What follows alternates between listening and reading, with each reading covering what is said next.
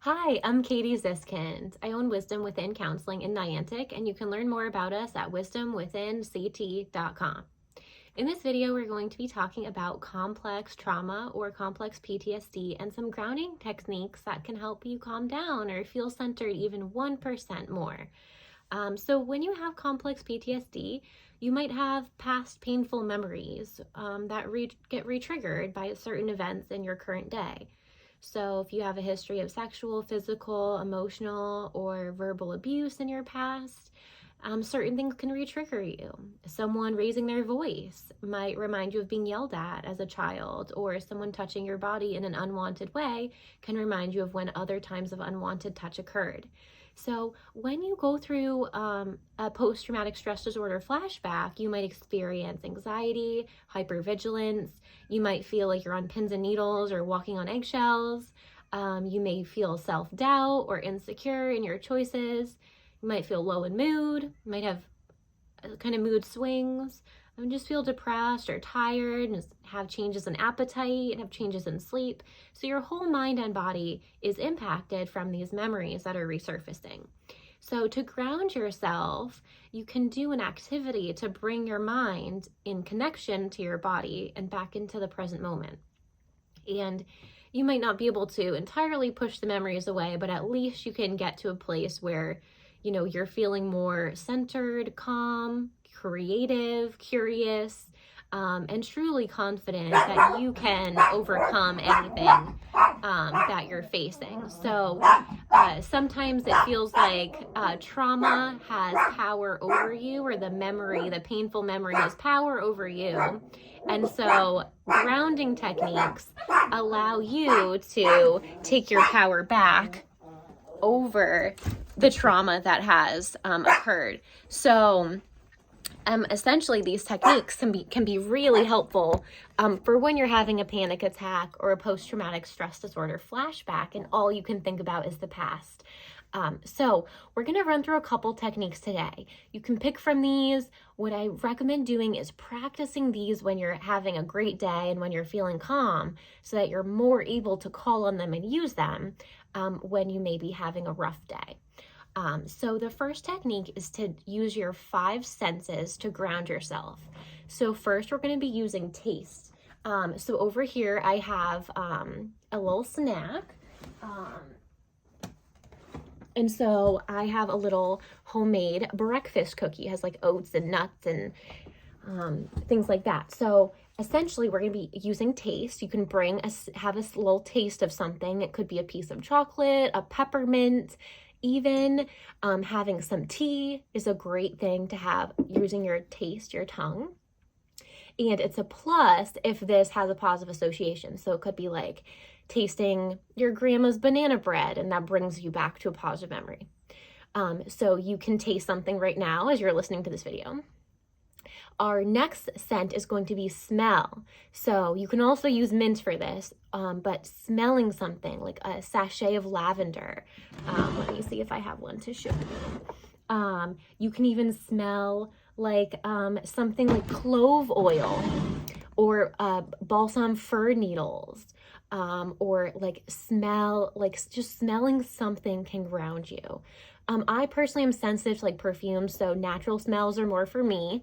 But smelling a ginger tea bag, right? That smell of ginger is just a great way to reboot this system and ground you. The next one is going to be touch. So you can warm up like a lavender rice pillow. You can put your hand on, just touch a warm cup of tea. You can also hold like something that's in your fridge, like put your hands on a refrigerated bottle of water and feel that cool texture. But you want to do something temperature-wise. You can even walk barefoot on wet grass and feel the water, that wetness, coolness on your bare feet. So do something to change the temperature. And just kind of, you could splash your face with cold water. That's another great thing to do. So we had taste. And now our next one is going to be sight. So these can actually be really accessible. Sometimes we forget these, but you can look up a cute video of puppies. You can Google like baby puppies or baby kittens on YouTube. Those are great. One thing that I like to do is watch time-lapse videos of plants growing. I know it's kind of nerdy, but you can see that they usually will show a glass, and it's like the seed starts to sprout under the soil, and then you can see the plant shoot up, and it's like a year, but it's in 2 minutes, and it's incredible, and you can see this plant grow in a time lapse. So it's very calming for me. But looking at something, look at a photo of your family, something that brings you a lot of joy. Sometimes people can get PTSD flashbacks looking at childhood photos. So maybe don't look at those right now, put away the things that are triggering and focus on looking at positive things. Like, if you like memes, like go on Pinterest and look up funny memes, and that can be a really good way to use your eyes to get grounded. And then we're going to be using sounds, and we're going to notice sounds. So our fifth sense for this activity is sound. So right now, you can probably hear the sounds of my 2 dogs playing in the background.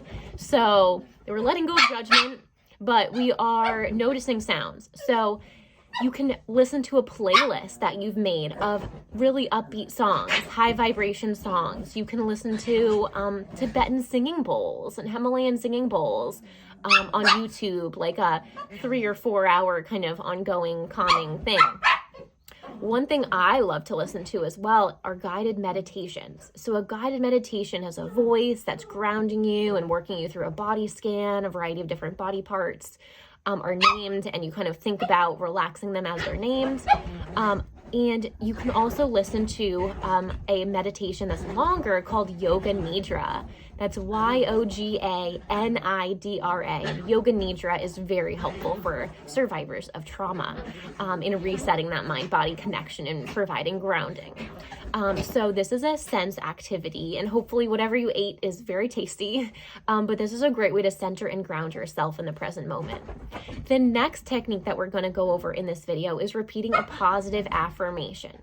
So every time your mind remembers a trauma or tells you that you should have done better, or the storm of all these shoulds comes right on your shoulders and causes you to feel self-doubt or sad or insecure or whatever it is due to the past, say something positive to yourself to build yourself back up. So you can say an I am statement. Like, I am calm and at peace in this moment. I am whole, complete, and perfect, just as I am. I am believing in myself. I am proud of all of my accomplishments. I forgive myself for my past mistakes. They're my greatest teachers.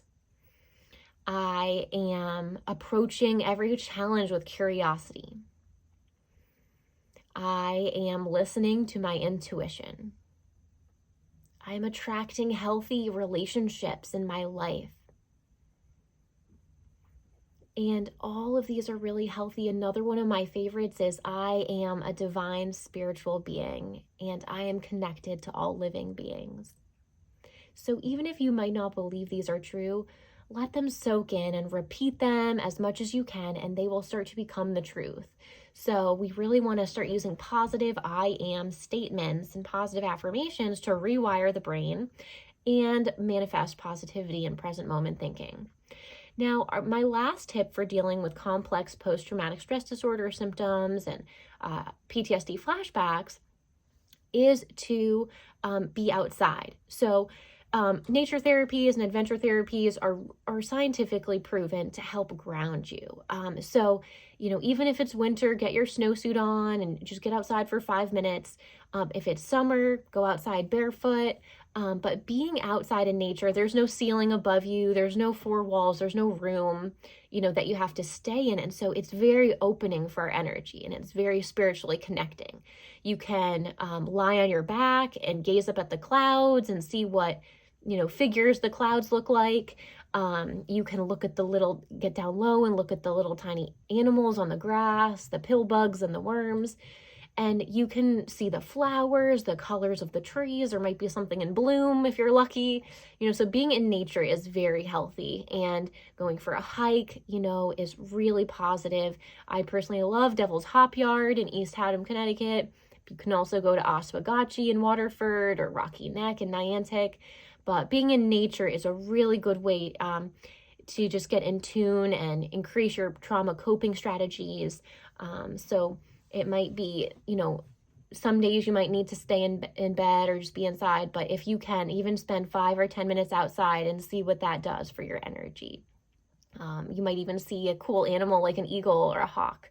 And those are said to bring spiritual energy. So I hope you enjoyed these grounding techniques, and remember, it's not one size fits all. So you may have to kind of customize them or personalize them for yourself. But if you're struggling with complex trauma, know that you're not alone. There is help and professional support out there.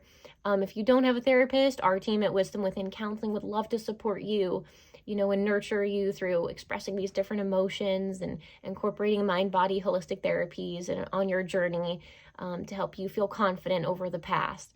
So you can learn more about us online at wisdomwithinct.com.